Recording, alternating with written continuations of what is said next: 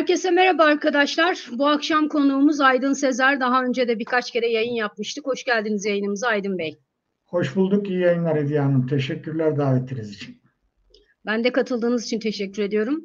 Şimdi arkadaşlar biliyorsunuz geçtiğimiz günlerde gündemimize Karabağ meselesi bir kere daha girdi. Ermenistan-Azerbaycan arasında bir savaş süreci, gerilim süreci ama işin bir tarafında Türkiye var, diğer tarafında İran var, Rusya var, kuşak yol var, ondan sonra enerji güvenliği var, Zengezur var. Anlayacağımız Ermenistan ve Azerbaycan arasındaki bir gerilimin çok sayıda alt başlığı da var. Şimdi bunları bu akşam konuşalım istiyoruz. Siz de sorularınızı başına büyük harflerle soru yazarak chat kısmına yazabilirsiniz arkadaşlar.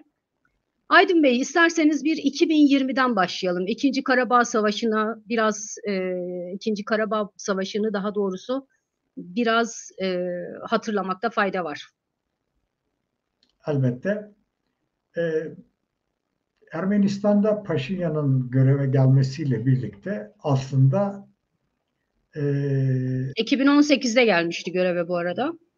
e, Ermenistan ilişkileri, Dağlık Karabağ'ın geleceği ve Rusya-Ermenistan ilişkilerinin hangi düzlemde gelişeceği konusunda da çeşitli görüşler belirtilmeye başlanmıştı. Zira Paşinyan'ın Ermenistan'da göreve gelmesi özellikle Fransa, ABD, Avrupa Birliği tarafından da desteklenen Paşinyan'ın Batı'yla flörtüyle ama daha çok Amerika ve Fransa'daki Ermeni diasporasıyla yakın ilişki çerçevesinde acaba Güney Kafkasya'da yeni bir renkli devrime mi sahne olacak Güney Kafkasya?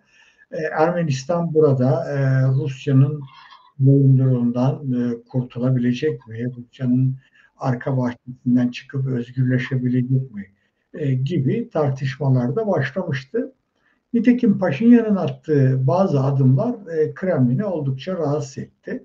Gerek Kremlin'e yakın eski bazı Ermeni politikacıların tutuklanması, gerekse Ermenistan'daki Rus askeri birliklerine yönelik Paşinyan'ın yapmış olduğu sert açıklamalar Ermenistan arasında da bir gerilim sürecinin başladığını gösteriyordu. Bu sırada tabii Donbas özelinde Ukrayna-Rusya arasında ya da Batı ile Rusya arasındaki gerginlik de had safhadaydı hatırlanacağı üzere. İşte böyle bir iklimde Putin bir anlamda Paşinyan'ı Ermenistan iç politikasında, Ermenistan siyasetinde belki güçsüzleştirmek, belki de yok edecek bir aşama olarak, bir adım olarak Dağlık Karabağ konusunu ama Dağlık Karabağ'ın daha önemlisi Ermenistan'ın işgal altında tuttuğu 5 Azerbaycan kasabasıyla ilgili bir gelişmenin olacağının sinyallerini verdi.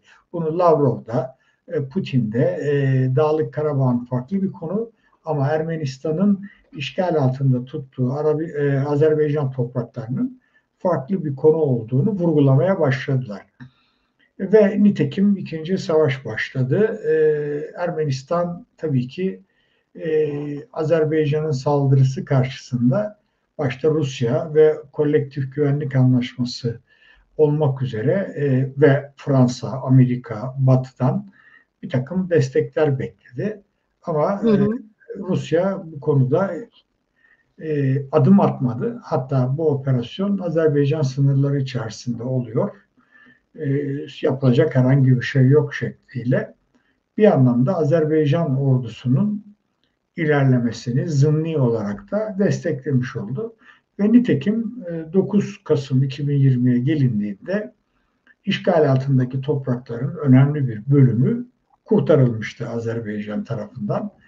Ermenistan'ın hala kontrolünde tuttuğu bazı Azerbaycan kasabalarının da terk etmesi ve Azerbaycan'a bu arazi parçalarının da Azerbaycan'a devriyle ilgili hususlarla gündeme gelerek 9 Kasım 2020'de bir anlaşma imzalandı. Bir üçlü anlaşma imzalandı.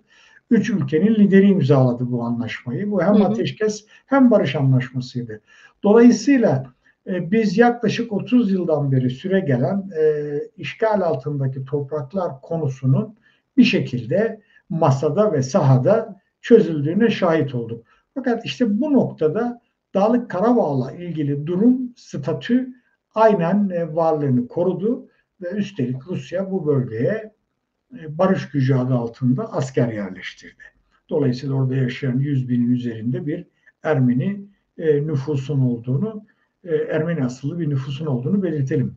Şimdi bu barış anlaşmasında bölgedeki geçiş yollarının açılması da söz konusuydu. İşte bunlar Laçin Koridoru zaten faaliyetteydi ama Laçin Koridoru'nun genişletilmesi, güneyde Zengezur, kuzeyde Adam yolu gibi bu geçiş yollarında da Rus barış gücünün kontrolünün olacağı varsayıldı, kabul edildi. Ve 9 Kasım, 10 Kasım 2020'den itibaren Güney Kafkasya'da yepyeni bir süreç başladı. Putin hemen birkaç ay sonra liderleri tekrar Moskova'da topladı. Bu geçiş yolları nasıl açılacak, ne yapılacak, Laçin koridoru nasıl genişletilecek gibi fizibilite çalışmaları da başta olmak üzere bir takım konular gündeme geldi. Ancak bu konuda, bu konularda maalesef somut bir gelişme sağlanamadı. Paşinyan süreç içerisinde Rusya karşıtı konumunu biraz daha pekiştirdi. Avrupa Birliği'ne daha da yaklaştı.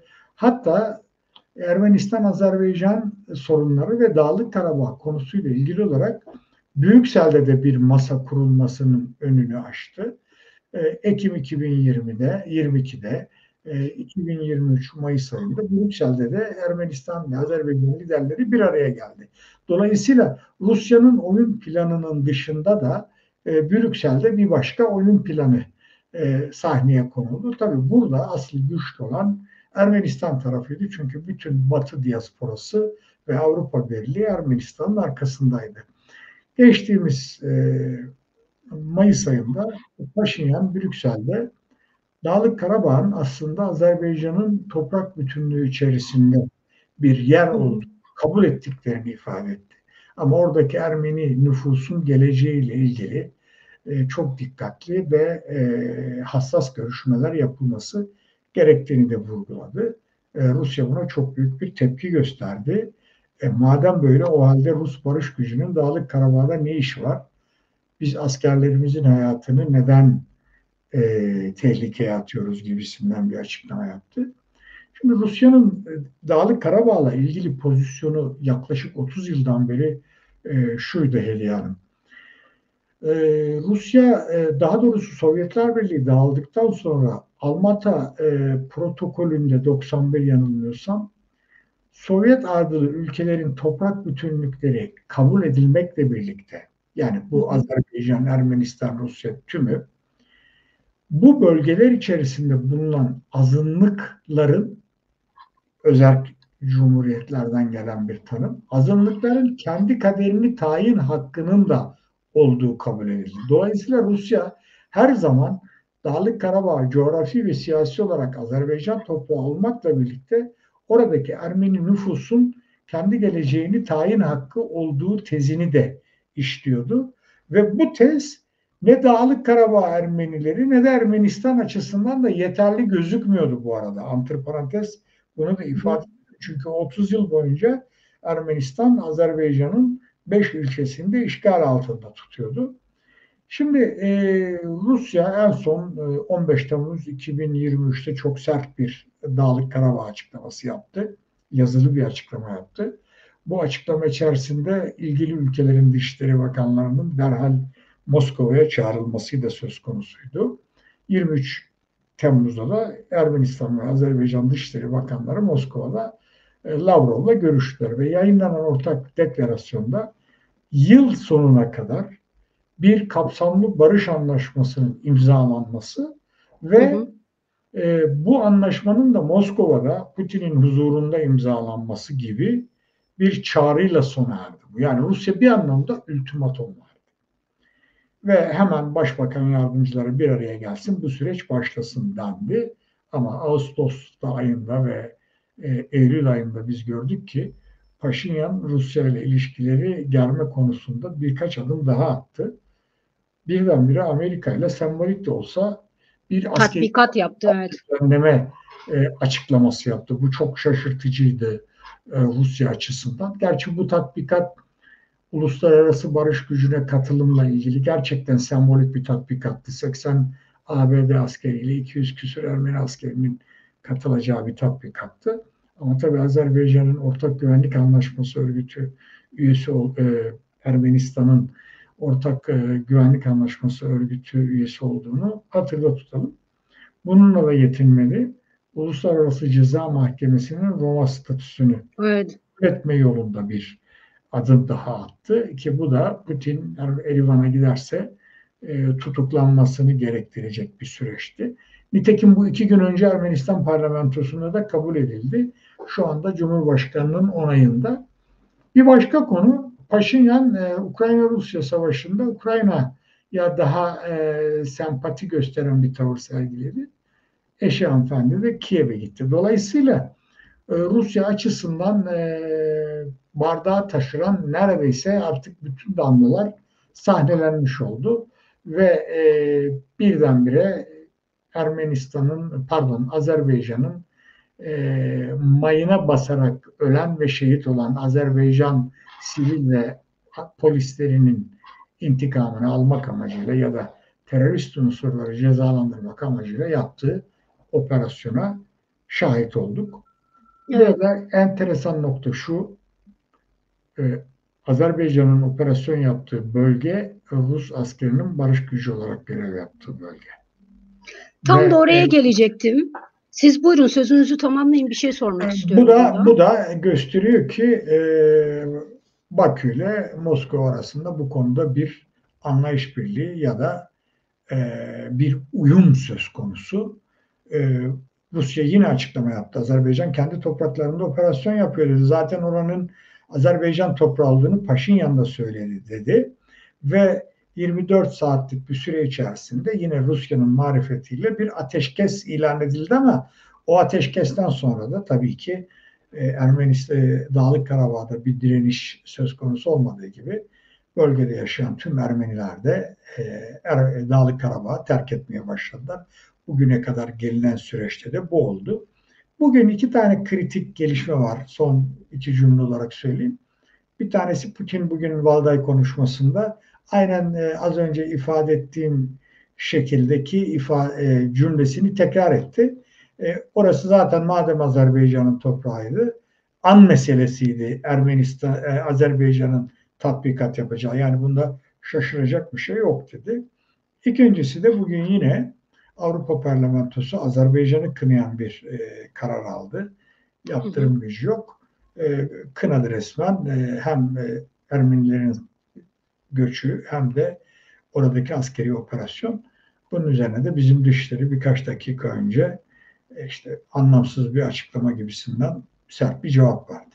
Yani Evet, Avrupa Parlamentosu. kısaca bu toparlayacak olursak. Yani son cümle bölgenin dinamikleri, iç dinamiklerin dışında sürece Rusya'nın ve Avrupa Birliği'nin de bir şekilde dahil olduğu bir başka uluslararası boyutta ekleyebiliriz. Burada Şimdi tabii buyurun. tam burada aslında şunu belki biraz Türk kamuoyu anlamakta zorlanıyor. Biz normalde tarihsel olarak Ermenistan'la Rusya'nın birbirinin müttefiği, partneri olduğunu biliyoruz ya da öyle bir algı var Türkiye'de genel olarak. Paşinyan'ın mücadelesi Putin'le mi yoksa Rusya ekseninden kopmaya çalışmak mı? Kaldı ki ben mesela dışarıdan bakıyorum, anlamama yardımcı olursanız çok sevinirim. Şimdi Ermenistan haritasına bakıyorsunuz, Türkiye ile sınır kapalı. Yani diğer tarafında Azerbaycan var. Çıkışı yok. Bir taraftan İran'la müttefik olmaya çalışıyor. İşte denize düşen yılana sarılır mı demek lazım. Artık düşmanımın düşmanı dostumdur mu demek lazım böyle bir politikayla.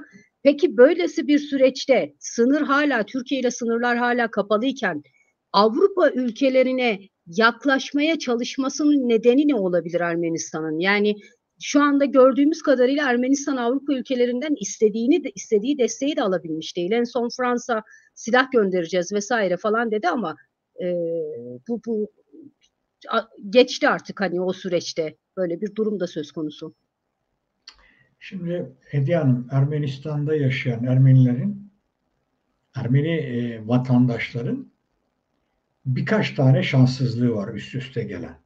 Bunlardan bir tanesi eski bir Sovyet Cumhuriyeti olması nedeniyle Rusya'ya yakın, özellikle askeri bürokrasiden oluşan bir kliğin mevcut olması ve Hı hı.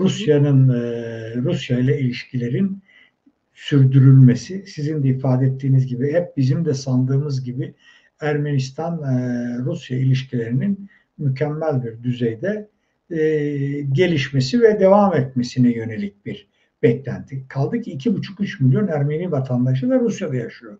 İş ve Evet. aşk peşinde. Birincisi bu.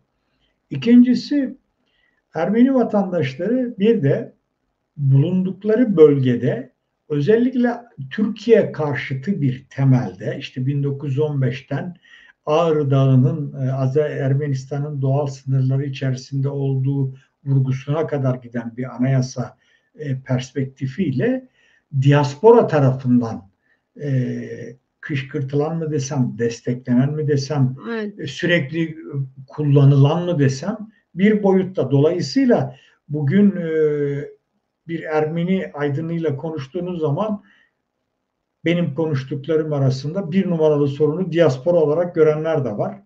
Bir numaralı Evet, sorunu mesela Rusya olarak görenler de var. parantez burada aslında parantez de açmak lazım. Mesela Türkiye'deki en büyük yanlış algılardan biri de Ermenistan devleti ile Ermenistan dışında yaşayan Ermeni diasporasının %100 paralel olduğu şeklinde bir yanlış algı da Ha, var.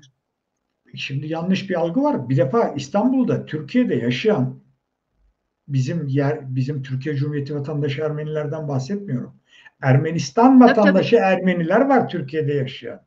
Yani Tabii. bu iki ülke arasında geçmiş yıllarda uçak seferleri, gizli barış anlaşmaları, hani sınır kapalı diplomatik temsil yok ama böyle de bir şey de var. Yani Ermenistan'dan insanlar gelip Türkiye'de alışveriş yapıyorlar, işte bavul ticareti yapıyorlar, çalışıyorlar. Yani kaldı ki Türkiye'de zaten bir Ermeni azınlık da var. Yani kelimenin bu azınlık kelimesini bilinçli olarak kullanıyorum. Kalmadılar bu anlamda söylüyorum. Dolayısıyla şimdi Paşinyan tabii sınır kapısı kapalı Türkiye ile. Diğer tarafta Azerbaycan, güneyde İran, kuzeyde de Rusya'nın bir numaralı düşmanı sayılabilecek Gürcistan var. Onlar da Evet. zaten başka bir şeyin yorgunu. Dolayısıyla ekonomik açıdan bir açmaz içerisinde ülke. Şimdi Paşinyan burada, yani Paşinyan'ı da tabii birçok konuda eleştirmek mümkün. Batı perspektifinden bakıldığında desteklemek de mümkün. Ama adamcağız Türkiye ile barış yapmak istiyor. Bu 9 Kasım 2020'den sonra Paşinyan Rusya'dan Türkiye ile barış görüşmeleri için arabulucu olmasını istedi ve Türkiye'de Rusya bunu kabul etti ve Türkiye de kabul etti. Özel temsilciler atandı. Erdoğan Paşinyan'la telefonla Hı hı. görüştü. Adamcağız şeye geldi, törene geldi, Cumhurbaşkanlığı törenine geldi. Ermenistan tır gönderdi. Hatay depremine Ermenistan Dışişleri Bakanı geldi. Yani işte bu nedenle Paşinyan'ı Türkiye'nin adamı olarak da lanse ediyorlar. Bir de öyle bir suçlama da var Ermenistan içerisinde. Yani Ermenistan iç politikasında e, inanılmaz bir bölünmüşlük. Tarafların birbirlerini hainlikle suçladığı, gerçi bu coğrafyaya özgü bir şey bu. Fikrini beğenmediğiniz insanı hainlikle suçlamak çok kolay.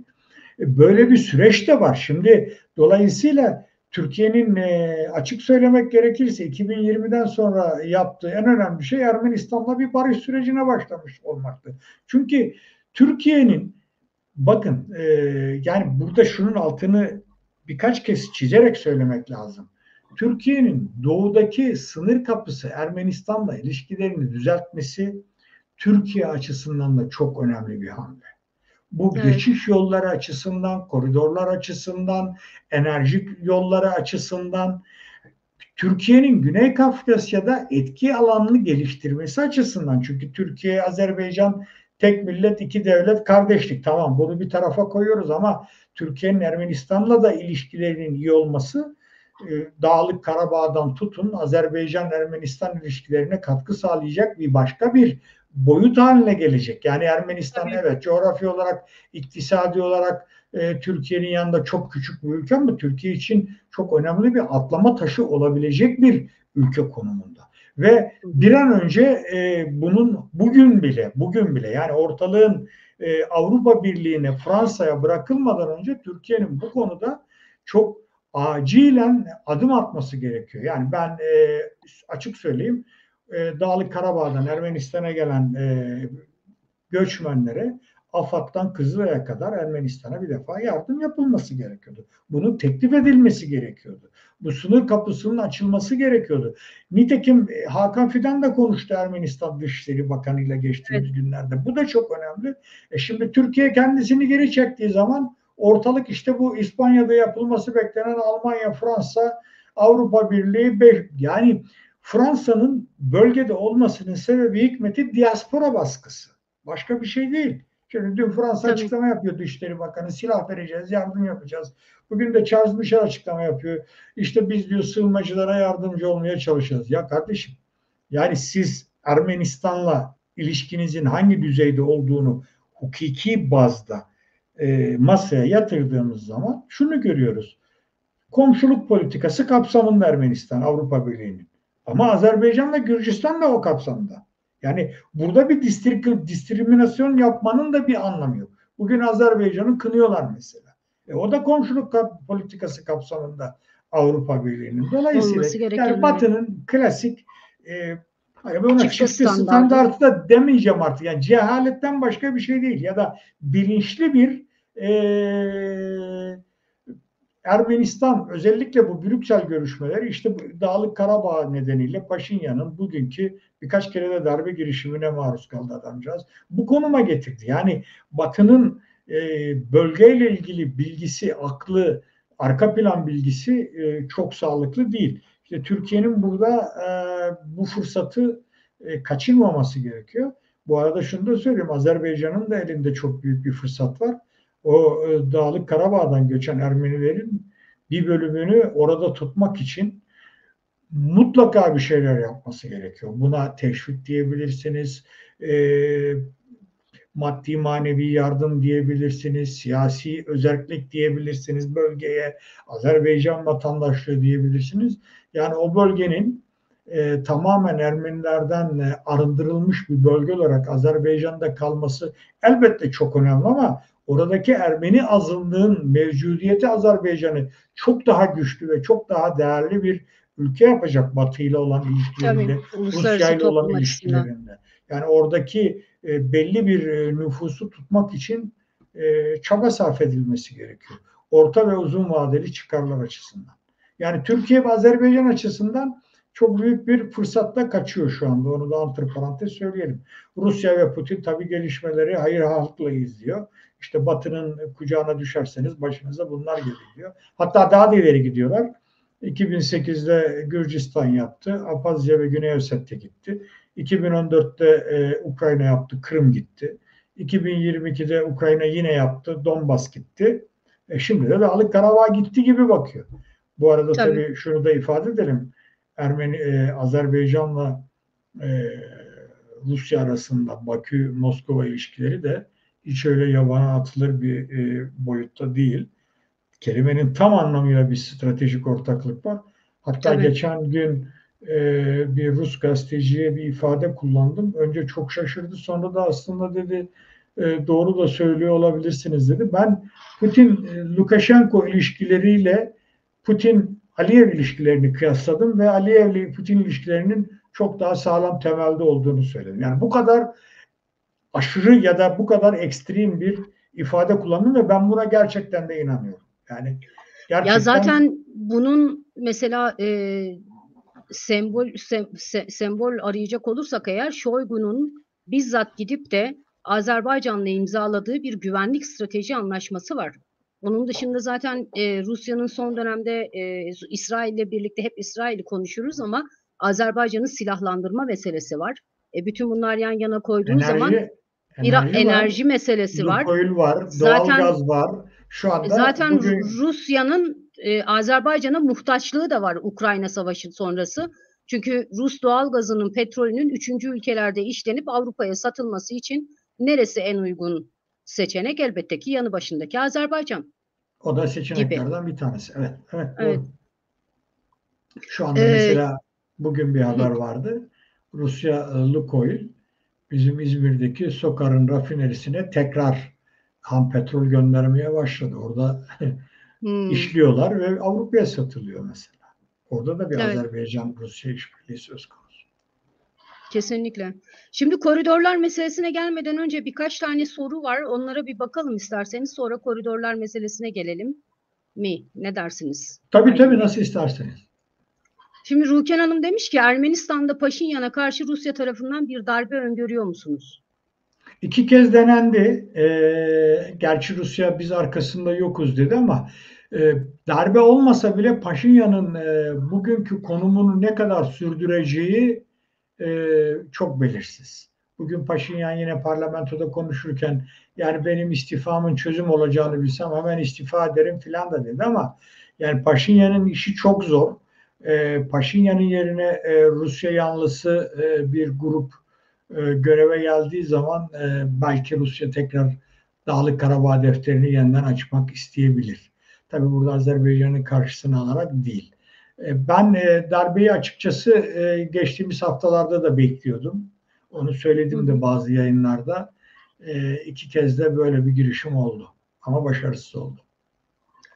Nilgün Durgun yine benzer çerçevede bir soru sormuş. Demiş ki Batı Paşinyan'dan bir Sarkaşvi ile Zelenski çıkaramayacak gibi gözüküyor. Bu durumda Paşinyan'ı devirmek için bir darbe örgütleyebilirler mi? Bu defa Batı'dan bir renkli devrim girişimi söz konusu olur mu? Şimdi yani olabilir. Bu da olabilir ama burada Türkiye'nin konumu çok büyük önem arz edecek. Yani Türkiye böyle bir durumda Ermenistan'la olan ilişkilerini hangi çerçevede geliştirecek ya da sürdürecek çok önemli olabilecek. Biliyorsunuz biz Rusya-Ukrayna savaşında tarafsızız dedik. Şimdi Ermenistan'ın Batı yanlısı bazı girişimlerle böyle bir senaryo gelişmesi durumunda e, esas başı arayacak ülkelerden bir tanesi Türkiye olur Türkiye kanaatindeyim. olacak. Evet. Çünkü burada Rusya'yı karşısına alıp almamak gibi bir durum var. Belki o gelişmelerden Azerbaycan da rahatsız olacak. İşte bugün Avrupa Parlamentosu kararında olduğu gibi ya da Aliyev'in dün İspanya'ya gitmeyi reddetmesi, iptal etmesi gibi. Yani Azerbaycan'la Batı arasındaki ilişkiler de çok hoş bir zeminde gelişmiyor. Onu da söylemek lazım. Yani onun ötesinde spekülasyon olacak ama Ermeni halkının durumu gerçekten çok zor. Dağlık Karabağ'dan sonra artık içerideki gelişmelerin sorumlusu ya da müsebbibi kimdir, nasıl oldu, kim hesap verecek herhalde sorgulanacak gibi geliyor. Şimdi bugün sizinle telefonda konuşurken size sorduğum soruyu Muharrem Palas sormuş. Konuştuğumuz konuyu. Demiş ki Rusya'nın askeri gerginliği tırmandırmasından endişe ediliyor. Rusya Karabağ sorunu çözülürse bölgedeki rolünün ortadan kalkacağını mı düşünüyor? En azından bir Laçin koridorundaki varlığı boşa mı düşmüş oluyor? Ne dersiniz bu konuyla ilgili? Şimdi birincisi Rusya'nın bölgedeki varlığı 2020 9 Kasım Anlaşması'yla barış gücü şeklinde oldu. Ondan önce zaten Hı hı. Rusya orada yoktu. Rusya Dağlık Karabağ'da barış gücü bulundurmayı tam 30 seneden beri istiyordu.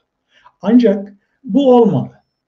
Bu olmadı ve o işgal altındaki ilçelerden dolayı da Dağlık Karabağ zaten Ermenistan'ın bir parçası gibi olmuştu. Çünkü aradaki Azerbaycan toprağı da Ermeniler tarafından işgal edildiği için Laçin koridoruna gerek de kalmamıştı. Her Hı taraf hı. bir anlamda Laçin koridoru gibiydi. 9 Kasım 2020'de Laçin koridorunun tekrar işlevsel hale gelmesiyle ki bu koridor Dağlık Karabağ'la Ermenistan'ı birbirine bağlayan kısa bir hat. Buranın kontrolü de Rus barış gücüne geçti. Zengezur açılsa o da Rusya'nın kontrolüne geçecekti. Şimdi Rusya'nın Güney Kafkasya'da öylesine sağlam bir müttefiki var ki Azerbaycan gibi. Şu anda değil Karabağ, Rusya Ermenistan'ı gözden çıkartabilecek konumda. Orada Hı hı. zaten bir gözden çıkardığı Gürcistan'da var ayrıca. Onu da bir not edelim tekrar. Bir de Ermenistan'ın bu açmazda İran'a her yaklaşmak istemesi, her adım atması en başta Ermeni diasporaları Amerika ve Fransa tarafından da eleştiriliyor. Yani Evet. şimdi böyle de bir şey var. Yani biz İran'ı konuşurken İran'ın Ermenistan açılımı ya da Ermenistan yönetiminin İran'la flörtünü Batı da istemiyor. O kadar çok karmaşık bir denklem ve süreç var ki, ama tek bir çözümü var bu gördüğümün: Türkiye. Yani o kapı açılıp o sınır açıldığı andan itibaren orada her şeyin yeniden sıfır tabanda konuşulmaya başladığı bir ortam olacak. Bu sadece Ermenistan açısından değil, Türkiye açısından da çok önemli bir gelişme olacak. Evet. Belki Ee, 1915 olaylarıyla ilgili konum ve tutumlarda bile bir değişiklik olabilecek. Belki. Mümkün. Mümkün. Açıkçası. Muharrem Palaz demiş ki Rusya Ermenistan'ı Batı ile ilişkileri noktasında aforoz ediyor. Ancak Azerbaycan da Batı'ya göz kırpıyor. Özellikle enerji hatları noktasında Batı'ya açılmak istiyor. Sonrasında Azerbaycan Azerbaycan'ın içinde bir şey gelir mi? Yani Rusya orada da bir şey yapar mı diye. Burada da ben Muharrem Bey'in izniyle ek yapmak istiyorum. Burada aslında Azerbaycan'la Rusya ilişkisi, Azerbaycan'la Ermenistan ilişkisi birbirinden farklı dediniz az önce. Burada bir eşitlik meselesi mi söz konusu? Yani Azerbaycan'la Rusya ilişkisi biraz daha eşit ama Rusya ile Ermenistan ilişkisi aynı seviyede değil mi acaba? Dışarıdan öyle görünüyor en azından. Şimdi her iki ülkenin de Rusya'da çalışan vatandaşlarının sayısı 3 aşağı 5 yukarı aynı. 2,5-3 milyon. Şimdi Azerbaycan'ın Rusya ile ilişkilerindeki pozisyonu şu: birincisi, Azerbaycan doğal gaz ve petrol zengini bir ülke. Yani çok ciddi gelir kaynakları var Hı Rusya hı, açısından. İkincisi, Azerbaycan'daki enerji oyununun içerisinde başrolde olan ülkelerden birisi de Rusya. Diğer ülke İngiltere, BP. hı hı. Şahdeniz'de de, Lukoil'le de. Yani Azerbaycan'da enerji var derken buradaki Rus etkisini, Rus katkısını unutmamamız gerekiyor. Şu bizim batıya gaz taşıyoruz diye sürekli övündüğümüz TANAP'ın taşıdığı doğalgazın, Şahdeniz'deki doğalgazın %19,99'u Rusların zaten. Anlatabiliyor muyum? Dolayısıyla enerji oyununda Rusya ve Azerbaycan rakip konumda değiller. Kaldı ki Azerbaycan Rusya'dan doğal gaz da ithal ediyor. Hatta Türkmenistan da ithal ediyor. Türkmenistan'dan da ithal ediyor. Onu da satıyor. Bize satıyor, Avrupa'ya gönderiyor filan. Dolayısıyla Azerbaycan'la Rusya arasındaki ilişkiler şu şekilde de test edilmiş ilişkiler. Batı'yla bir NATO üyesi ülke olan Türkiye ile Azerbaycan'ın çok yakın ilişkileri var. Hı hı. Bakü'de onlarca yabancı petrol şirketi var. Onların kulis aktivite, faaliyet, özellikle İngiltere, BP'den bahsediyorum. Zaten TANAP'ı da İngilizler Nabucco'yu öldürme pahasına kurdurdular Türkiye'ye resmen. Dolayısıyla orada zımni de olsa bir uyum söz konusu ve o uyumda da mevcut yönetim başta olduğu müddetçe, Aliyev ailesi başta olduğu müddetçe Putin veya Rusya Azerbaycan'ı bir riskli bir ülke olarak görmüyor. Kaldı Hı ki hı. Aliyev'den sonra belki de eşi hanımefendi başa geçecek, başkan yardımcısı. Bu arada bir ay önce Mihrimah Hanım'ın doğum günü vardı.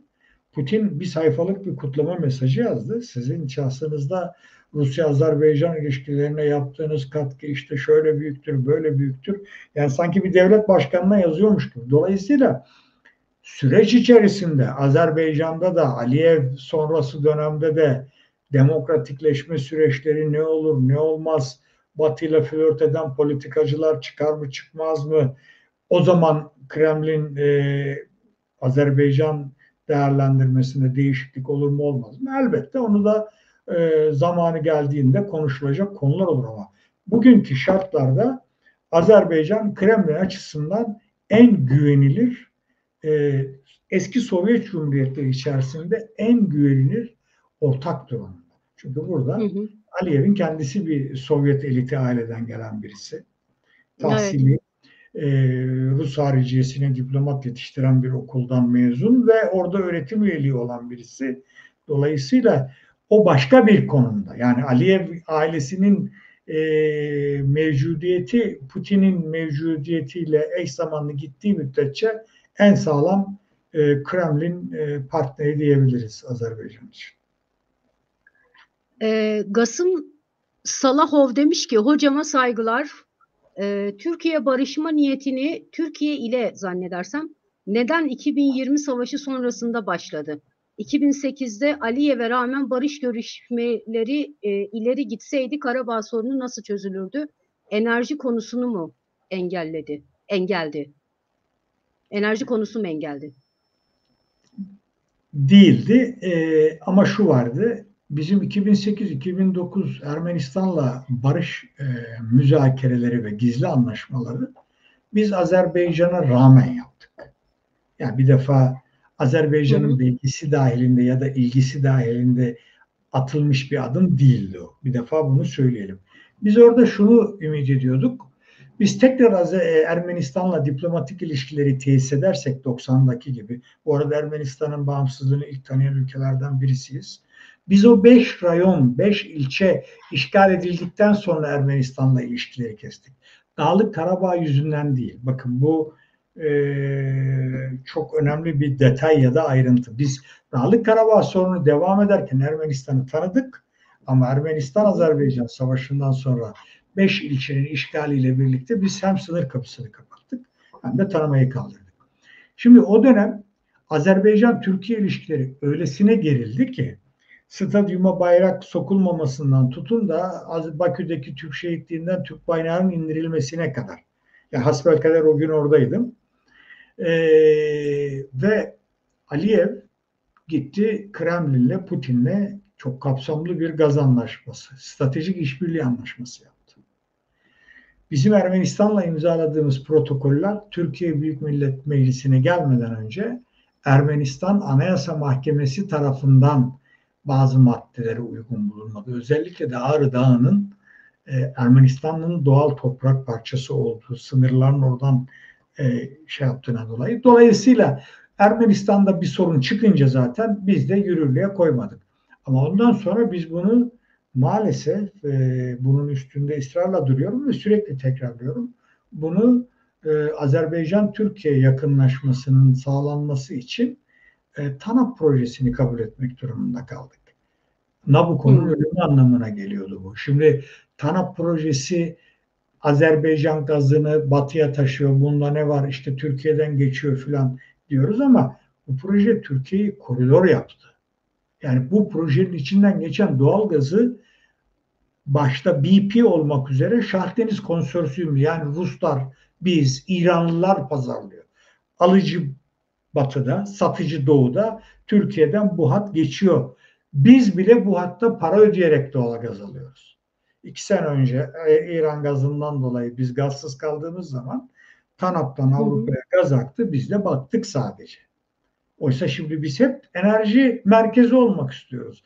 Enerji merkezi olmanın ön koşulu bu transit hatların olmaması gerekiyor. Sadece TANAP'la ilgili değil. Rus-Türk akım da böyle. Önünün kesilmesi gerekiyor. Bunların Türkiye'de kalması gerekiyor. İran'dan gelecek, Irak'tan gelecek, belki yarın İsrail'den gelecek, Mısır'dan LNG geliyor. Yarın Suriye barışından sonra belki Arap pipeline, Arap boru hattı açılacak. Biz satacağız. Yani burada biz İngiltere'nin ve BP'nin çizdiği oyuna aktör olduk. O nedenle yani enerji güvenliği dediğiniz için söylüyorum. Bu Türkiye'nin enerji güvenliği açısından da çok ciddi tehdit olan bir projeydi. Biz bunu yaşadık 2 sene önce. Yani şöyle bir algı var kamuoyunda. Azeri kardeşlerimizin gazı Avrupa'ya akıyor. Bunda ne var? O gazın %19.99'u Rusların. Bizden daha fazla payları var. %30'u BP'nin. %10'u İran'ın. Hattın zaten %52'si 53'ü Azerbaycan'ın. Toplamı 60'ta. Toplam olarak Azerbaycan'ın payı %60'tan attı. Bizim %30, BP'nin 8 ya da 10. Dolayısıyla biz Azerbaycan'dan aldığımız gaz için Eskişehir'e kadar geliş taşıma ücreti $79 ödüyoruz biz. Hmm. Ama TANAP'tan önce biz Azerbaycan gazını kendi milli hatlarımızla taşıyorduk. Yani şimdi Hediye Hanım, enerji güvenliği dediğiniz zaman kimin enerji güvenliğinde? Avrupa'nın enerji güvenliğinden bahsediyorsanız çok güzel proje TANAP. Şimdi zaten Avrupa Ursula von der Leyen artırmak istiyor. Erdoğan da söylüyor. İkinci TANAP kuralım. Kapasiteyi artıralım. Şimdi yine Doğu'nun gazı batıya geçecek, biz seyredeceksek niye yapıyoruz biz bunu? Avrupa'nın derdi niye bizi geliyor? Ama Değil mi? biz Türkiye'yi merkez ülke yapacaksak o zaman bunun satıcısının biz olmamız gerekiyor. 20 sene önce bizdik. Biz sembolik de olsa Azerbaycan gazını alıp Yunanistan'a satıyorduk. Biz doğal gaz da ihraç ediyorduk 20 sene önce. 500 milyon yani yarım milyar metreküp gaz satıyorduk biz. Dolayısıyla bu konuları tartışırken ülkelerden bağımsız enerji şirketlerinin oyunu olarak bakmak lazım. Çünkü Türkiye'de Evet. o kadar enteresan yazılar okuyorum ki Azerbaycan TANAP'la Rus gazının önünü kesti. Ya TANAP'ın içinden geçen gazın zaten %20'si Rusların. Şu anda daha fazla geçerse Rusya daha fazla gaz gönderecek. Siz söylediniz yani böyle bir dünya yok yani ülkeler gazın üstünde Made in Azerbaycan falan yazmıyor. Gelip geçiyor yani sonuçta kime Rus ait gazı, olduğu. İran gazı vesaire. Tabii tabii yani onun için o konular pek kamuoyunda tartışılmadan ya da arka plan bilgisi verilmeden üzerine siyasi yorum yapılan konular maalesef. Evet, evet. Şimdi bu koridorlar meselesine geçmek istiyorum. Bu arada ben bir slide hazırladım güya becerebilirsem eğer yükleyeceğim. Şimdi Aydın Bey, bu koridorlar meselesinde her şey birbirine girmiş durumda. Yani bir Türkiye'nin orta yol e, Orta şeyi koridor. var, orta koridor girişimi var, Çin'in Kuşak ve Yol projesi var. Ondan sonra bir Zengezur geçidi meselesi var. E, Yani işte yenilerde gerçi Amerikalıların şeyi bu bahsettiğimiz coğrafyadan geçmiyor da son Hindistan'da açıkladıkları. Zengezur'la başlayalım isterseniz. Zengezur koridoru ile ilgili özellikle bu Dağlık Karabağ meselesiyle ilgili son gelişmelerin ardından İran'ın nispeten rahatsız olduğu çünkü işte biraz daha etki alanının daralacağına dair iddialar da var. Nedir son durum Zengezur'la ilgili? Şimdi öncelikle şunu ifade etmek lazım ki bu Zengezur konusu da e, Nahçıvan Azerbaycan bağlantısını sağlayacak olmakla Hı, birlikte Ermenistan'ın en güneyindeki hatta yakın paralel bir yol. Bizim Azerbaycan'la Nahçıvan arasındaki bölgeden bahsediyoruz. Burada Sovyet döneminden kalma eski bir demiryolu da var. Şimdi evet, şu anda ekranda görüyoruz arkadaşlar evet, haritada. şimdi burada bir koridorun açılması için birincisi Ermenistan'ın da bu proje içerisinde olması gerekiyor. Çünkü burası Ermenistan toprağı. Her Hı şeyden hı. önce. Ama eğer birilerinin dediği gibi savaş açalım, burayı Ermenistan'dan alalım deniyorsa ya da böyle düşünenler varsa bu başka bir konu. Bu başka bir konu. Ben şimdi Zengezur koridoruyla ilgili daha makul ve mantıklı bir şey söylemeye çalıştığım için Ermenistan'ın rolünü koyuyorum. Yani Zengezur koridorun açılması için Ermenistan'ın da bu projenin içerisinde yer alması gerekiyor. Alternatifi bölgenin işgal edilmesi. Bu kadar net, bu kadar açık. Hı Birincisi bu. hı. İkincisi bu yol hangi şekilde olursa olsun açıldığı takdirde Dağlık Karabağ'la özür diliyorum Nahçıvan Azerbaycan bağlantısı sağlanacağı için Türkiye'nin de Azerbaycan'a kadarki karayolu ve demiryolu açılımında yeni bir güzergah ortaya çıkacak. Yakın ve yeni bir güzergah ortaya çıkacak. Yani Gürcistan'ın üzerinden dolaşarak Bakü'ye gitme boyutuna alternatif bir güzergah ortaya çıkacak. Daha kısa bir güzergah ortaya çıkacak. Ama sadece ve sadece Azerbaycan açısından söz konusu olduğunda diyorum. Bu da teknik olarak özellikle ulaşım araçlarının ve ihraç ürünü taşıyan tren veya tırlar açısından. Şimdi Türkiye'de Zengezur koridoruna bizim bazı kesimler olduğundan daha fazla bir anlam yüklüyor. Turan yolu, Orta Asya'ya Evet. açılan koridor gibi. Şimdi bu iki kelimenin bu iki yaklaşımın siyasi açıdan bir karşılığı olabilir. Yol açıldığına göre Turan yolu da açıldı diyebilirsiniz. Denebilir. Fakat biz bugün de Zengezur koridoru açılsa da yarın da ancak Bakü'ye kadar gidebiliyoruz. Karşıya geçemiyoruz. Hazar Hı. geçişi sorunu var. Hazar'dan karşıya geçmek için gemi, feribot, araç taşıyan işte adına ne dersek diyelim ulaşım araçları için hala aktif olan hatta oradan Kazakistan'a ya da Türkmenistan'a bir geçiş var ama bu güzergah pahalı, düzenli gemi seferleri, deniz trafiği yok. O da ayrıca bir pahalılık söz konusu. Sığ deniz özellikle Türkmenistan ve Kazakistan kıyılarında yani sağlıklı bir deniz ulaşımı yok. Bu yol olmadığı Hı. için biz tam 1996 yılından beri yani o zaman kamudayken de bu konunun bir ucundan tutmuş bir genç bürokrat olarak söyleyeyim. O günden beri biz Orta Asya'ya gidişte Türk tırları için hatta Afganistan'a, Moğolistan'a İran güzergahını tercih ediyoruz. Bugün de Hı İran hı. güzergahı tercih ediliyor. Çünkü beklemesen kesintisiz uzun da bir yol olmasına rağmen ama motorun fiyatlarının İran'da ucuz olması nedeniyle de bu yol daha feasible. Özetle şunu söylüyorum. Hazar geçişiyle ilgili bir bağlantı kesin ve net olarak tesis edilmediği müddetçe ne Türkiye'nin orta koridor yolu, ne Çin'in Avrasya üzerinden Avrupa'ya giden yolunun sağlıklı bir şekilde konuşulması, tartışılması teknik olarak mümkün değil. Evet. Belki Hazar'a teknoloji gelişir, demiryolu yaparsınız, denizin üstünden otoban yapılır. Onları bilmiyorum. Bugün için konuşuyorum. Bugün bile yani bu yayından önce de yine birkaç gün önce de bizim Uluslararası Nakliyeciler Derneği ile konuştum. İran yolu aynen devam ediyor. Devam da edecek. Zengezur açılsa bile devam edecek. Çünkü Zengezur açıldığı zaman bu bizim sadece Azerbaycan'a ulaşımımızla ilgili kolaylık sağlayacak.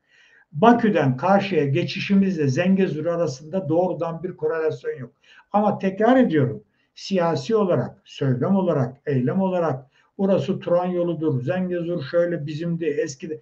Bunların tümü Paşinyan'ı Ermenistan'da iç politikada maalesef güçsüz konuma getiren siyasi ajitasyon laflarının ötesine geçmiyor. Kaldı ki Evet. bu yolu en çok isteyen ülkelerden bir tanesi de Rusya. Çünkü bu yollar Rusya-Ermenistan bağlantısı da sağlanacak. Tabii. Anlatabiliyor muyum? Yani buradaki demiryolu o 30 kilometrelik demiryolu yenilendiği zaman Ermenistan Azerbaycan üzerinden Rusya ile bağlantı haline gelecek. Dolayısıyla yani hem gereksiz bir önem atfediliyor ama son derecede Hı hı. önemli. Türkiye açısından kesinlikle önemli ama Ermenistan işin içinde olduğu takdirde. Dolayısıyla şimdi bu Ukrayna-Rusya savaşından sonra bir de Kuzey-Güney koridoru diye bir koridor ortaya çıkarttı Rusya ve Evet. İran. Bu da bu haritada Rusya-Azerbaycan sınırından tutun, tam şeydeki sınırdan bahsediyorum, Hazar kıyısından ta Bender Abbas'a kadar hem Azerbaycan üzerinden hem de Hazar üzerinden bir güney-kuzey koridoru kuruluyor. Bu güney-kuzey koridoru Hindistan-Çin bağlantısıyla birlikte Basra Körfezi'nden direkt Rusya'ya gidişin önüne açacak. Zaten o sizin de az önce atıfta bulunduğunuz Amerikalıların güneyden geçen projesi de bu kuzey-güney yoluna alternatif bir yolmuş gibi ama hiçbir alakası ve şey Hı yok. hı. Dolayısıyla o güney-kuzey koridorunda da inşaat hızla devam ediyor. Zaten aktif olarak test şeyleri de yapıldı. Sürüşleri ve mal aktarımı da yapıldı. O da olursa bu Zengezur koridoru bağlantısı bu sefer Türkiye tersine Türkiye açısından da çok önemli bir hale gelecek. Yani Tabii. Anlatabiliyor muyum? Stratejik Hı bir hı. hale geldik. Onun için yine dönüp dolaşıp aynı yere geleceğiz. Eğer birileri, bunu biraz abartarak söylüyorum, saldırıp Zengezur bölgesini işgal edip burayı Azerbaycan ya da Türk toprağı yapmak gibi parlak bir fikirleri yoksa, o zaman Ermenistan'la beraber bu yolu nasıl olur da açarız, Ermenistan'la nasıl barışırız tartışmalarının yapılması gerekiyor. Bu hem Ermenistan açısından hem Azerbaycan açısından hem de Türkiye, Nahçıvan açısından çok önemli. Ama tekrar ediyorum, bu yolun açılması İran'ın önemini azaltmayacak. Bizim açımızdan. Tabii.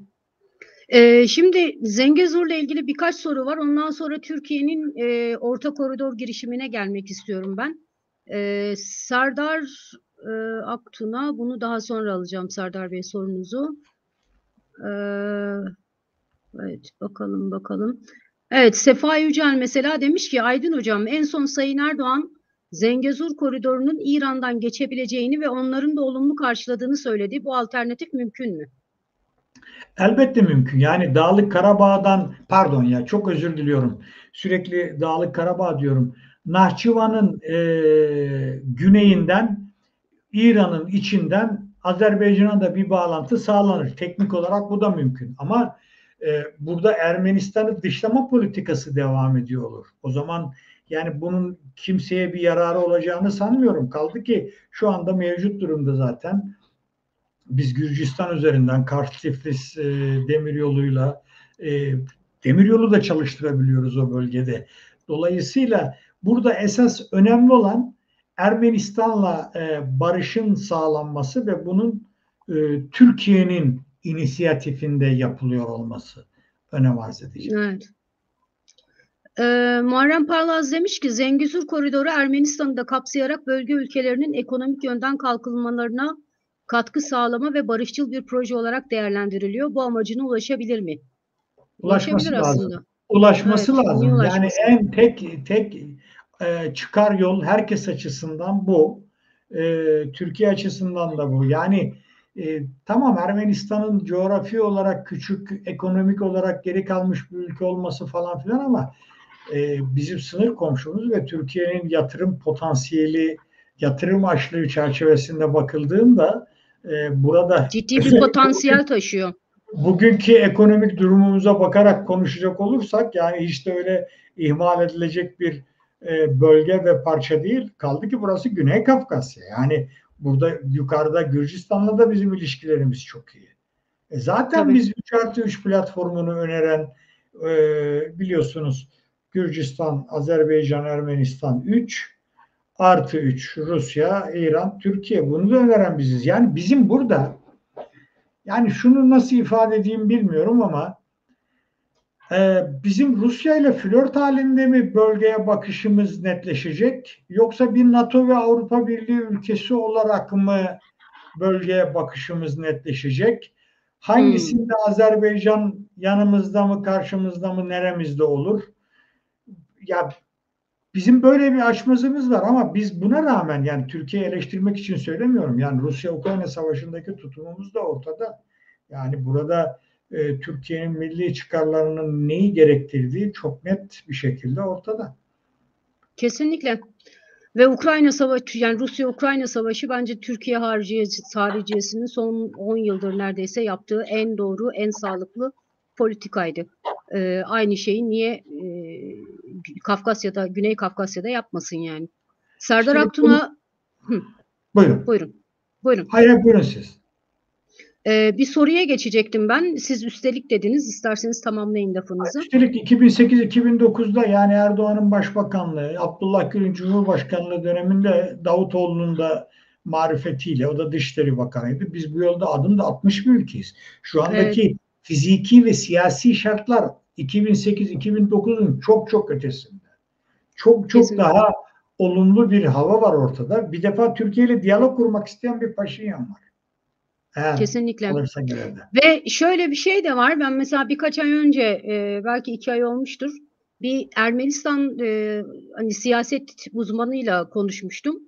Ve şeyden bahsetmişti. Şimdi adamın kişisel görüşleri Türkiye'ye oldukça rezervli. Hatta şunu bile söyledi, eğer Türkiye ile Ermenistan ilişki kurarsa Ermenistan bundan elbette ki ekonomik olarak çok faydalanır. Ama Türkiye ekonomisi Ermenistan'ı yutabilir. Ben bundan endişeliyim demişti. Yani hani diğer taraftan da hani bizim bu ekonomik olarak kapıların açılmasına çok ihtiyacımız var da demişti, Türkiye'ye karşı oldukça rezervli olan bir Ermeni uzman. Yani Türkiye'nin Ermenistan'ı yutacak olması bu tam entegrasyon anlamına gelir ki bu son derece olumlu bir şey. Yani bunu bir Türk vatandaşı olarak söylemiyorum. Şimdi Ermenistan nüfusundan 2,5-3 milyon kişi gitmiş Rusya'da iş aş peşinde koşuyor. Yani Ermenistan'da bir ekonomik aktivite yok ki. Yani Tabii, o bölgede sınır ticaretinin gelişmesi iki tarafa da katkı sağlayacak. Yani kesinlikle. bu tek yönlü bir şey değil. Kazanım değil, evet. Fırsatlara odaklanmak gerekiyor bu saatten sonra. Serdar Aktun'a demiş ki Ermenistan egemenlik hakkından vazgeçmek istemeyeceğine göre Zengezur koridorunun Gürcistan'dan geçmekten ne farkı olacak? Ee, hayır, zaten Ermenistan buna rıza göstermezse Zengezur koridoru diye bir koridor olmayacak zaten. Mevcut durum aynen devam edecek. Ben az önce inşallah yanlış ifade etmedim. Zengezur koridoru çok önemli ama bunun bir Turan yolu, bir Orta Asya'ya açılan kapı esprisiyle ilgili bir takım şeyler söyledim. Yani İran Hı hı, yolunun neden daha önemli olduğunu vurgulamaya çalıştım. Çünkü Hazar'ın geçiş statüsü sorunu var. Bu sadece deniz ulaşımı açısından, tırların ya da trenlerin ulaşımı açısından değil Ediyan. Bu doğalgaz, petrol boru hatlarının geçişi açısından da bizim 90'ların ortasından beri bir Hazar geçişi sorunumuz var. Biz hı 96'da hı. Türkmenistan'la doğalgaz anlaşması imzalamış bir ülkeyiz. 96 yılında. Ama realize edemedik. Çünkü Hazar sorunu var. Hazar Hazar'ın sorunu var ortada. Evet. 5 ülke var. Ekolojik dengeyi korumaya çalışıyorlar. İşte 5'inin de onay vermediği projeler hayata geçmesini istiyorlar falan filan. Evet. Şimdi siz biraz nefes alın isterseniz. Orta koridor girişimi ile ilgili Dışişleri Bakanlığı'nın internet sitesinden ben kısa bir şey okumak istiyorum. Lütfen. İzleyiciler daha net anlasınlar, hani zihinlerinde canlansın diye. Bu arada bir de harita var. Evet. Bunu da doğrudan Dışişleri Bakanlığı'nın sitesinden aldım arkadaşlar. Şu harita mı daha iyi Aydın Bey, yoksa şu mu sizce daha anlaşılır? Bu pek anlaşılmıyor ama şu biraz daha Bu daha iyi. anlaşılır. Evet. Ortak koridor Evet. açısından bu çok daha iyi. Bakın, pardon, siz devam edin, ben Siz sonra buyurun. belki aynı Şimdi şeyleri söyleyeceğiz. Koridoru Türkiye'den kalkıyor. Tiflis üzerinden heh, Azerbaycan'a, Bakü'ye gidiyor. Bu var zaten. Şimdi Bakü'den sonra da deniz yoluyla devam ediyor. Şimdi Zengezur olursa bu Ermenistan'ın güneyinden geçecek. Yol kısalacak. hı hı, Dolayısıyla bu orta yol projesi, orta koridor projesi gündeme geldiği zaman Zengezur gündemde yoktu. Yani bu harita mevcut statüye göre belirlenmiş bir yol girişimi. Bizim Orta Doğu'dan, pardon, Orta Asya'dan hı hı. Türkiye'ye, Türkiye'den de Avrupa'ya giden demiryolu ve karayolu bağlantısına yönelik bir alternatif e, projemiz, koridorumuz. Şimdi bu Dışişleri Bakanlığı'nın internet sitesindeki Türkiye'nin çok taraflı ulaştırma politikası adlı yazıdan aktarıyorum arkadaşlar. Aydın Bey'in söylediği gibi diyor ki orta koridor ülkemizden başlayarak demiryolu ve karayolu bağlantılarıyla sırasıyla Gürcistan, Azerbaycan ve Hazar Denizi'ne, buradan da Hazar geçişi kullanılarak Türkmenistan, Özbekistan, Kırgızistan veya Kazakistan güzergahını takip ederek Çin Halk Cumhuriyeti'ne ulaşmaktadır diyor. Burada tabii tarihi İpek yolunun yeniden canlandırılmasından bahsediyor. Geçtiği güzergahlar üzerindeki limanlar, demiryolları, karayolları birbirlerine eklemlenecek. Benim dikkatimi çeken mesela şöyle bir ifade de var, daha doğrusu bilgi de var. Bir yıl içinde Çin'den Avrupa'ya giden 10 milyon konteynerin %96'sı deniz yoluyla, ancak %4'ü Kuzey Koridoru olarak adlandırılan Trans-Sibirya Demiryolu hattı üzerinden sevk edilmektedir diyor. Eğer diyor orta koridor gerçekleşirse bu mesafe 2000 kilometre kısalacak ve dolayısıyla hani nakliyatta süre de kısalmış olacak. Ve en önemlisi de şu: Orta koridor rotası etkin kullanıldığı takdirde halen yıllık 600 milyar dolar Amerikan doları tutarında olan Avrupa-Çin ticaret trafiğinde Orta Asya ülkeleri ekonomik fırsatlar elde edebilecektir demiş. Evet, şimdi bu tabii buyurun. Bu açıklama tabii ki projenin lansmanıyla ya da projenin önemiyle ilgili bir takım istatistiki bilgiler. Bir defa onun altını çizelim. Bu koridorların aktif olarak dizayn edilmesi ya da dizayn edilmiş olsa bile çalıştırılabilmesi alıcı ve satıcı ülkenin en uygun ulaşım yolunun hangisi olduğuna karar vermesiyle alakalı bir konu. Yani siz bu koridoru açtınız diye Çinli malını oradan göndermez. Test amaçlı bir ürün, bir tren gitti, onu biliyorum. Ama belki de Çinli diyebilir ki hayır. İşlevsel değil benim için diyebilir. Süveyş'ten geçer, Pire Limanı'na gider, oradan Avrupa'ya gider der. Bu birincisi. İkincisi, şimdi bu Çin'in Kuşak Yol projesinde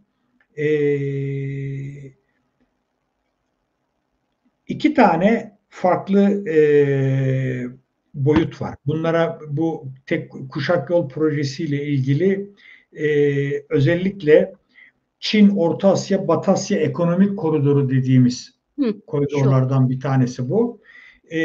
Diğeri de yine Moğolistan-Rusya ekonomik koridoru. O da Rusya üzerinden giden. Şimdi Hediye Hanım, Çinliler böyle öngörüyor, biz böyle öngörüyoruz. Yani bu çok mekanik bir konu değil. Hayır, o koridor değil de bu koridor olsun diyebileceğimiz bir koridor değil. Çin açısından bakıldığı zaman burada İran, bizim koridora bakıldığı zaman İran bypass ediliyor. Belki de Çinli diyecek ki İran'dan geçip Türkiye'ye öyle gitsin diyecek. Bilemezsiniz onu. Ya da Rusya-Ukrayna savaşı nedeniyle kuzeyden giden yolun, demir yolunun bugün için ikincil planda kaldığı anlamı ve önemi, belki yarın o daha anlamlı hale gelecek. Yani şunu ifade etmeye çalışıyorum. Bu koridorlarla ilgili tartışmalar aslında bir beyin fırtınası, bir projeksiyon ortaya koyabilme, bir yol gösterme, işari bir takım hazırlıklara atıfta bulunuyor. Ama şimdi biz Ermenistan'la barışmış olsak, o ilk gösterdiğiniz sayıda da kuzeye yerine direkt Zengezur'dan ya da Ermenistan üzerinden Azerbaycan'a dümdüz gidecek bir koridorun ya da bir yeni yolun, yani burada Zengezur'a da ihtiyaç yok. Iğdır üzerinden Erivan, Erivan üzerinden işte Dağlık Bakü, yani alternatif olabilir. En feasible'ını Ruslar, Sovyetler yapmış. İşte Zengezur var orada. Onun için bu tartışmalar siyasi bir başlık, siyasi bir konu olarak da gündemde oluyor. Yani o nedenle çok fazla şeyde yapmamak gerekmiyor. Yani o koridor mu olacak, bu koridor. Burada kimin malı taşınıyorsa onun dediği olacak. Bu iş bu kadar basit. Çin ve Çin'den sonra da Avrupa Birliği en büyük Avrupa Çin'in ithalatçısı olarak ya da tersi. Evet. Zaten bu koridorlarla ilgili aslında spekülasyona varan çok sayıda proje de var. Yani en nihayetinde bakıyorsunuz Türkiye'nin açıkladığı koridorlar var. Bir şekilde işte Çin'in kuşak ve yol projesiyle entegre edilebilir şekilde hazırlanıyor ya da böyle bir niyet de ortaya çıkıyor. Orta Doğu ile ilgili zaten koridorlar savaşı var şu aralar. Şimdi bu konuyla ilgili sizin eklemek istediğiniz bir şey yoksa ben sorulara geçmek istiyorum. Buyurun. Bir dakika. Evet arkadaşlar sorularınızı yazın, yavaş yavaş yayını toparlıyoruz. Şimdi Muharrem Palaz demiş ki bunu birazdan alacağım, pardon yanlış soruyu seçmişim. Evet, Muharrem Palaz demiş ki orta yol projesi avantajına rağmen Türkiye altyapı çalışmaları ile buna hazır mı? Bundan bahsediyoruz ama atılan bir adım var mı? Güzel soru. Çok güzel soru. 2 sene önce bir tünel, Zigana Tüneli açılırken de onu bu yola bağlamıştık biz, işte o yolu tamamlıyoruz diye. Yani ben açık söylemek gerekirse bilgi sahibi değilim ama burada trafiği kaldıracak bir çalışma yapıyor muyuz ve hangi güzergaha göre yapıyoruz? O da önemli. Eğer Gürcistan güzergahına göre yapıyorsak bir de aşağısı için başlamak lazım. Yani bilmiyorum. Evet. O konudan pek emin değilim açık söylemek gerekirse. Demiryolu da öyle. Yani demiryolu da şimdi Kars, Tiflis, Bakü, yani o da bayağı bir dolaşıyor. Zengezur olursa orada da farklı bir açılım ortaya çıkacak. Kesinlikle. Muharrem Palaz'ın sorusu yine demiş ki Azerbaycan-Laçin koridorunu seçenek olarak sunduğu Ağdam yolu neden kabul edilmiyor? Sorun daha çok geçiş değil de bu koridor etrafındaki yerleşimler mi? Artık bunun bir önemi kalmadı. Çünkü bu Azerbaycan'ın son operasyonundan önce önemli bir konuydu. Azerbaycan 2020 anlaşmasından sonra Laçin koridoru kullanılarak Ermenilerin Dağlık Karabağ'a silah ve mühimmat taşıdıklarını ve tahkimat yaptıklarını Hı e, hı. gündeme getirdi. Bu konuda Rusları da bazen eleştirdi ve suçladı. Ruslar da göz yumuyor gibisinden. O nedenle Laçin koridorunda kontrolü ele aldı. Yani bizim Laçin koridorunda kontrolü Azerbaycan'ın ele almasını Ermenistan ve Batı 9 Kasım 2020 anlaşmasına aykırı bir gelişme olarak belirttiler. Çünkü o anlaşmada açıkça bu koridorun geliştirileceği, genişletileceği ve Rus askeri polisinin kontrolünde olacağı söylenmişti zaten. Bunun yerine kuzeydeki Ağdam yolunu koyması, bu da sadece herhalde Azerbaycanlı yetkililerin de açıkladığı gibi insani yardım ve veya sivil e, ürünlerin, malların transitinde sağlık gereçleri de olabilir. Önem arz etti. Bu alternatifi de sundu Azerbaycan. Ama Laçin koridoru ısrarı devam ediyordu. Ama bu son harekattan sonra artık bunun hiçbir esprisi kalmadı. Bölge tamamen Azerbaycan'ın kontrolüne geçmiş oldu. Yani Evet. Laçin koridorunu kullanacak bir Ermeni nüfus da kalmadı. Kalmamak üzere Dağlık Karabağ'da. Evet. Evet. Şimdi diğer sorular var. Mesela Serdar Aktuna demiş ki Sezer Aydın Bey Rusya'ya uygulanan yaptırımları delme amacıyla Avrupalı şirketlerin Türkiye'ye yoğun ilgi gösterdiğinden bahsediyordu. Hala Türkiye'ye gelir getirecek bir aktivite var mı? Teşekkürler demiş. Evet, daha da gelişiyor. Onu net olarak söyleyeyim. Ee, Şimdi biz kağıt üzerinde ya da prensipte Batı'nın Rusya ambargolarına uymadığımız için elimiz kolumuz serbest. Bu nedenle de Türkiye'de kurulu Rus sermayeli şirketler ya da Türk şirketleri ya da Batılıların kurduğu şirketler üzerinden Rusya operasyonları tam hızla devam ediyor. Bunda Hı herhangi hı. bir şey yok. Bazen kamuoyuna da yansıyan işte iki Türk şirketine e, yaptırım geldi falan filan gibi üç Türk şirketi. Bunlar e, daha çok Rusların kurduğu şirketler, Rus ortaklı şirketler ve bunlar Hı teknoloji satışına konu olan, yani bir anlamda Rusya'nın silahlı kuvvetlerinde ya da teknoloji, üst düzey teknoloji ürünlerinde ham madde ya da aramal sağlayan firmalar. Bunların bunlara uygulanıyor olması da bizim genel olarak Rusya ambargoları ile ilgili konumumuzdan kaynaklanmıyor. Bunun altını çiziyorum. Bu bir Amerikan şirketi de olabilir, bir İsveç şirketi de olabilir ambargoyu delmeye çalışan o yasaklı mal grubunda. Yani bazı şeylerin birbirine karıştırılmaması gerekiyor. Petrolde ise tam tersine bir durum var. Biz Rusya'dan ucuz petrol alıyoruz, ham petrol. İşleyip hı. Avrupa'ya satıyoruz. Avrupa'da bundan gayet memnun. Yani bu Mutlu. şirketler de Evet. öyle sıradan küçük şirketler değil. En büyük rafineri sahibi şirketler. Nilgün Durgun güzel bir hatırlatma yapmış. Demiş ki devletlerin dostları ve düşmanları yoktur, çıkarları vardır. Temple İngiliz devlet adamı. Doğru. Doğru söylemiş. Yani buna Bunu Türkiye'de herkesin evine asmak lazım. Bırakın kamu kurumlarını falan. Ciddi söylüyorum evlere asmak lazım. Yani bunu söylediğimiz zaman insanlarda böyle genel bir şey var. Ama işte hamasetle atılan nutuklar, sloganlar vesaire az bir gerçekçi olalım arkadaşlar ya. Ben de gaza geldim sözü duyunca. Şimdi Ethem Bilgin demiş ki buzulların erimesi sebebiyle kuzey hattı daha aktif hale geliyor. İsveç'i ve Finlandiya'yı NATO'ya bağlama isteği bu kuzey hattını da kontrol altına alabilmek için mi diye soruya çeviriyorum ben. Yorum da yapmış zaten. Evet, bunda da bir doğruluk payı var. O koridorda çok önemli bir güzergah oluyor. Hı hı. Evet.